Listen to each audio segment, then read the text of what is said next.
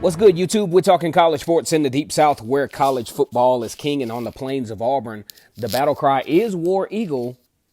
Once again, it's Kennard Vernon Stewart here for the podcast, where we're talking Auburn football like nobody's business. Go ahead and like this video. Comment once you hear the content, and also, very important, go ahead and subscribe to the channel so you don't miss any of the information. Matter of fact, click the bell and then click the all button, and you will never miss any of the content that we have. For all the subscribers out there, I want to tell you I really appreciate it. And on this channel, it's always great to be an Auburn Tiger. We're continuing our opponent preview series for 2019. We just talked about Florida for Auburn. After Florida, there's a bye week in between Florida and the said team, Arkansas.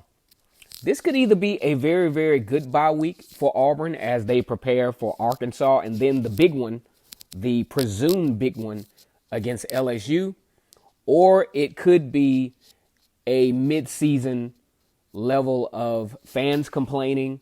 Gus Malzahn could be on his way out of the door, depending on the outcomes of the games before, or this could be a pit stop for Auburn before the big one against LSU. We hope it's the former and not the latter. Arkansas football history dates back to 1894. They spent the majority of their history in the Southwestern Conference. Made the transition to the SEC in 1991 as the first expansion effort of the SEC placed Arkansas in the Western Division and South Carolina in the East, helping the SEC become pioneers of the end of season conference championship concept, which has now become a staple in college football. Has had iconic head coaches that included the great Lou Holtz, and also current head coach for the Auburn Tigers, Gus Malzahn, got his first break into Power 5 coaching as an offensive coordinator at Arkansas in 2006. Had Felix Jones and Darren McFadden in his backfield. Great deal for Arkansas. The last 10 years, though, have not been so great for the Razorbacks, as they have averaged 6.4 wins per year and 6.2 losses per year. That thing doesn't get any better when you talk about Auburn and Arkansas over the past 3 years. Auburn has not only won the last 3 meetings, but have outscored Arkansas 142 to 26 in those particular meetings. So, I just look at this season for Arkansas as definitely just trying to get some type of solidification. Just haven't been successful over the last 10 years. Really have consistently found it hard to find a relevant niche in the SEC since their arrival in 1991. A lot of folks like to reflect back on the glory days of the Southwestern Conference, but, just haven't really found that spot. It looks like Texas A&M, who is a more recent expansion effort for the SEC, will gain that relevance and has gained that relevance even more so than Arkansas, at the dismay of the Arkansas fan base, who, a 2-10 season at Arkansas in 2018 is just highly unacceptable for any Power 5 fan base, but definitely a prideful fan base. They have nice facilities there, have a very nice stadium, have, really put a lot into that program. And a 2-10 season is just not acceptable. And also a very glaring statistic. When you look at their play in the SEC over the past 3 years, 4-20 in SEC play. That's definitely not acceptable for a program with the potential of Arkansas. And, moving forward, we just have to see where this thing goes.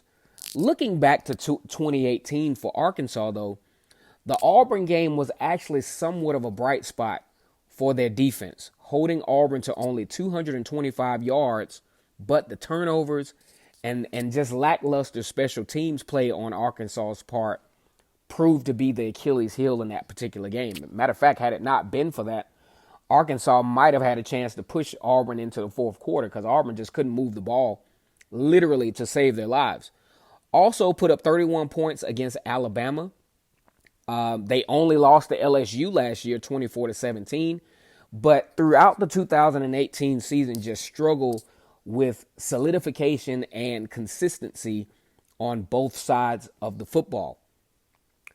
Second-year head coach Chad Morris hopes to begin righting the ship. I mean, for a program like this, you know, who has had some pretty decent coaches over the years, have had some pretty good players over the years, you definitely expect more than a 2-10 season for Arkansas.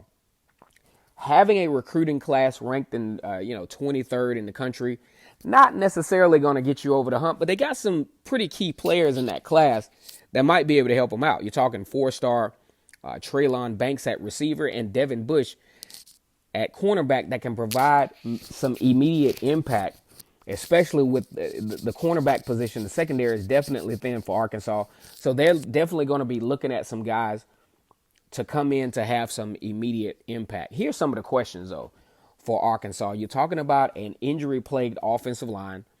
Nick Stargell and Ben Hicks, at quarterback. Nick Stargell, the transfer from Texas A&M, and Ben Hicks, the more experienced transfer from SMU, had about 10,000 yards in his career at SMU, passing for over in three seasons. Injuries, like I said before, plagued the offensive line and the running back position. My God, struggling with injuries as well. The defense, of course, will be shorthanded. So when we look at 2019 for Arkansas, 6 wins is a stretch, in my opinion, for this team. But one thing that Arkansas does need to do is play a brand of football. Kind of like Auburn, kind of like all the other schools in the SEC. Play the brand of football, although you might not have that 10-win season. But play the brand of football that can attract some of those athletes who may be on the fence. Start getting you some high-end 3-star recruits, high-end 4-star recruits, and start to build your roster so that you can start to compete on at least a decent level in the SEC. Because losing by 30 points to Alabama, losing on average of, almost 40 points to Auburn in the last 3 years, I just don't think is even close to being acceptable for the Arkansas Razorbacks. Unfortunately for Arkansas in 2019, even though Auburn makes the trip up to Fayetteville right before LSU, you won't catch Auburn looking ahead. This will be another at least 3-touchdown win for the Auburn Tigers. And, it's going to be lopsided. And it's going to be going right into the biggest game of the season. And with the focus, at least perception-wise, of the players now, I don't think you're going to catch Auburn napping before the LSU game. So I go ahead and count this as a pretty easy win for the Tigers. And, it just is what it is. Arkansas is struggling mightily up there. Hopefully this season, though, will give some glimmer of hope. Because, when you look at last year, for example, the SEC didn't give up. Teams as a whole did not give up but 2 kickoff returns for touchdowns. Arkansas as a team gave up 3. One against North Texas. We all remember that crazy return against North Texas. One against Texas A&M. And then, of course, the Noah Igbenogany kickoff touchdown for a return in Auburn. So that's one area for sure that Arkansas will have to improve on. Once again, guys, it's Kennard Vernon Stewart here on the podcast. We're previewing the Arkansas Razorbacks. Go ahead and like this video, subscribe to the channel.